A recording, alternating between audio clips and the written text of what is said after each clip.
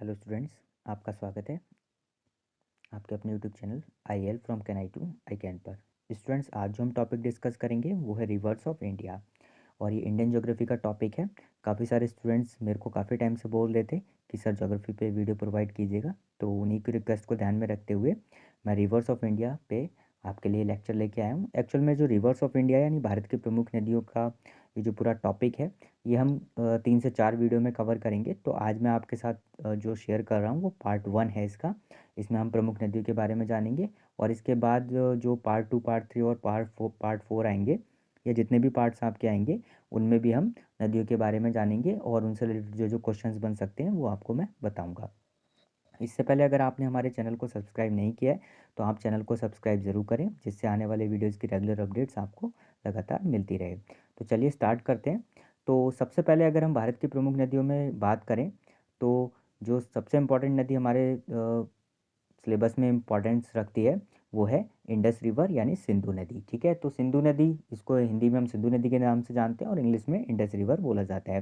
तो अगर हम बात करें इसके ओरिजिन की यानी इसका उद्गम कहाँ से हुआ है, तो याद रखिएगा near Mansarovar lake in Tibet. यानी ये भारत में इसका उद्गम नहीं है, तिब्बत में मानसरोवर लेक के पास यानी मानसरोवर झील के पास इसका उद्गम स्थल माना जाता है। अगर हम इसकी लंबाई की बात करें तो इसकी जो लंबाई है, कुल लंबाई है वो 3180 किलोमीटर है। अ, और अगर हम बात करें कि ये कहाँ से बहना स्टार्ट करती है, तो इसे याद रखिएगा, it flows through western Tibet, Indian state of Jammu and Kashmir and Pakistan. जैसा कि मैप में आप देख पा रहे होंगे स्क्रीन पे, मैं जो मैप आपके सामने है उसमें आप देख पा रहे हैं जो कलरफुल लाइन है वो इंडस रिवर के ओरिजिन को रिलेट कर रही है, और वहाँ से आप देख पा रहे होंगे कि वो ओरिजिनेट होते हुए कहाँ कहाँ बहते हुए और लास्ट में पाकिस्तान में जाके वो एक तरह से अपनी पूरी जो लंबाई है उसको पूरा करती है। तो याद रखिएगा कि ये भारत में किस राज्य से गुजरती है, जम्मू कश्मीर से गुजरती है, और इसकी जो कुल लंबाई है वो 3180 किलोमीटर है। और इसका उद्गम स्थल याद रखिएगा कि इसका जो उद्गम स्थल है वो तिब्बत में मानसरोवर झील के समीप माना जाता है, और ये वेस्टर्न तिब्बत से स्टार्ट होती हुई जम्मू कश्मीर होते हुए पाकिस्तान में समाप्त होती है। ठीक है, तो ये इंपॉर्टेंट क्वेश्चन इससे बन जाते हैं सिंधु नदी से संबंधित। इसके बाद इसमें याद रखिएगा कि इसकी जो ट्रिब्यूटरीज हैं यानी सहायक नदियाँ, ट्रिब्यूटरीज का मतलब होता है सहायक नदियाँ, तो ट्रिब्यूटरीज ऑफ इंडस रिवर यानी सिंधु नदी की अगर हम सहायक नदियों की बात करें तो इसकी जो प्रमुख सहायक नदियाँ हैं वो हैं झेलम, चिनाब, रावी, ब्यास और सतलज। एक्चुअल में ये पांचों को आप जानते होंगे, पांचों नदी का पूरा एक ग्रुप है। इसको पंजाब नाम जो भारत में पड़ा वो पांचों नदियों के इसी वजह से उसका नाम पंजाब पड़ा है। तो ये जो पांचों नदियाँ हैं ये एक तरह से इसकी क्या है, सहायक नदियाँ हैं। तो इसमें सबसे इम्पोर्टेंट एक क्वेश्चन जो इम्पोर्टेंट क्वेश्चन बन जाता है वो ये भी बनता है कि सबसे बड़ी सहायक नदी इसकी कौन सी है, तो याद रखिएगा सतलज इसकी सबसे बड़ी सहायक नदी है। तो इसमें एक क्वेश्चन यहीं से बन जाता है कि सहायक नदियों में भी जो सबसे बड़ी इसकी सहायक नदी है, सिंधु नदी की सबसे लंबी या सबसे बड़ी सहायक नदी कौन सी है, वो सतलज नदी है। बाकी की जो सहायक नदियां हैं या ट्रिब्यूटरीज हैं वो कौन कौन सी हैं, झेलम, चिनाब, रावी, ब्यास और सतलज, जिनमें से सतलज क्या है, इसकी सबसे प्रमुख सहायक नदी मानी जाती है। आई होप आप समझ गए होंगे कि सिंधु नदी से क्या क्या क्वेश्चंस एग्जाम में बन सकते हैं। इसके बाद हम बात कर लेते हैं जो सबसे प्रमुख नदी है भारत की, वो है गंगा नदी।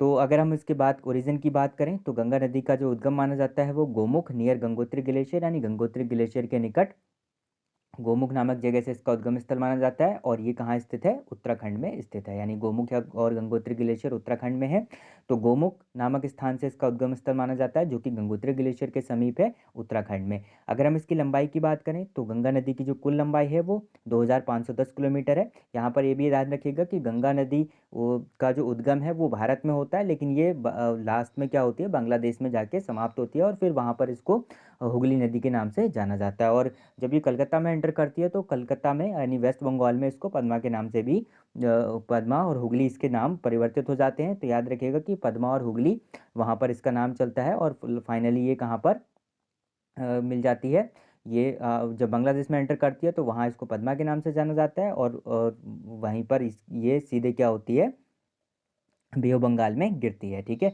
तो मैप में आप देख पा रहे होंगे गंगा नदी का ओरिजिन जो है वो उत्तराखंड में जो गोमुख नामक स्थान है वहाँ से होता है। उसके जो प्रमुख शहर हैं ये भी याद रखिएगा कि ये किन किन प्रमुख शहरों से गुजरती है, तो हरिद्वार हो गया, ठीक है, इलाहाबाद, वाराणसी, कोलकाता, और फिर ये बांग्लादेश में होते हुए बे ऑफ बंगाल में मिल जाती है। तो बांग्लादेश में इसको पद्मा के नाम से जाना जाता है, ये भी याद रखिएगा, और कलकत्ता में ये एक तरह से हुगली के नाम से भी जानी जाती है।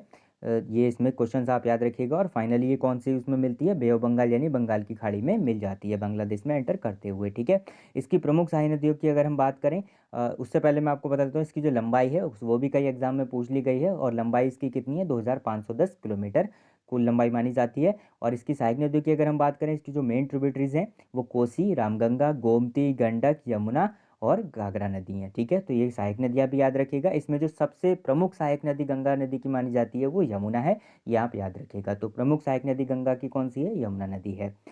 इसके बाद हम बात करते हैं यमुना नदी की। ये भी अपना अलग ही इंपॉर्टेंस रखती है।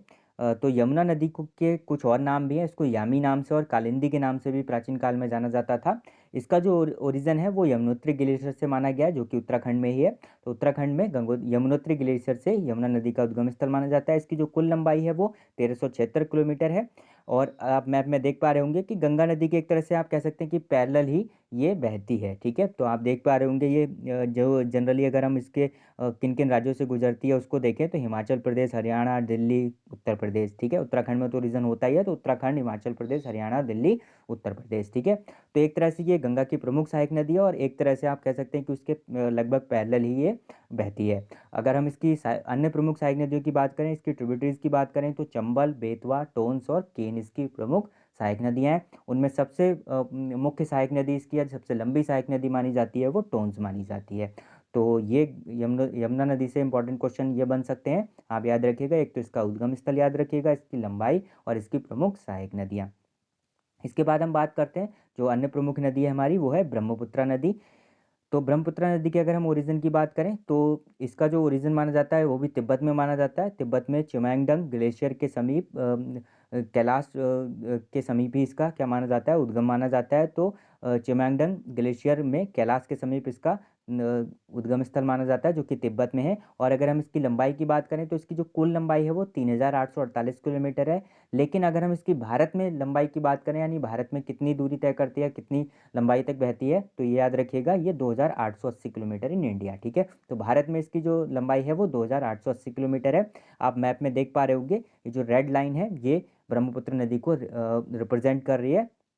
तो तिब्बत से बहती हुई ये इधर की तरफ आती है, और आप देख रहे होंगे तो फाइनली ये कहाँ पर चली जाती है, बांग्लादेश में मिल जाती है। ठीक है, तो ये आप याद रखिएगा। इसकी जो सहायक नदियाँ हैं, तो इसकी जो प्रमुख सहायक नदियाँ यानी ट्रिब्यूटरीज हैं वो दिबांग, लोहित, मानस, तेस्ता और सुबानश्री। ठीक है, तो ये इसकी प्रमुख सहायक नदियाँ, जिसमें एक क्वेश्चन ये भी बन जाता है इसकी सबसे लंबी सहायक नदी या प्रमुख सहायक नदी कौन सी है, तो याद रखिएगा सुबानश्री इसकी क्या है, प्रमुख सहायक नदी है। तो ये ब्रह्मपुत्रा नदी से इंपॉर्टेंट क्वेश्चन बनने की पूरी संभावना रहती है। एक तो इसका उद्गम याद रखिएगा, इसकी लंबाई और स्पेशली भारत में कितनी लंबाई है, तो 2880 किलोमीटर भारत में लंबाई है। और इसकी प्रमुख सहायक नदियों के नाम याद आप रखिएगा। तो आज जो हमने कवर किया है, इन 4 प्रमुख नदियों को कवर किया है। आने वाले वीडियोज़ में मैं आपके साथ जो भारत की अन्य प्रमुख नदियाँ हैं उनको डिस्कस करूँगा। इसके साथ ही आपने अगर हमारे टेलीग्राम चैनल को ज्वाइन नहीं किया तो आप उसको ज्वाइन कर सकते हैं। वहाँ पर आपको डेली करंट अफेयर्स प्रोवाइड किए जाते हैं जो एग्ज़ाम पॉइंट ऑफ व्यू से इम्पॉर्टेंट होते हैं। इस टेलीग्राम चैनल का लिंक आपको वीडियो के डिस्क्रिप्शन में मिल जाएगा। तो ये था आज का हमारा वीडियो। Thank you.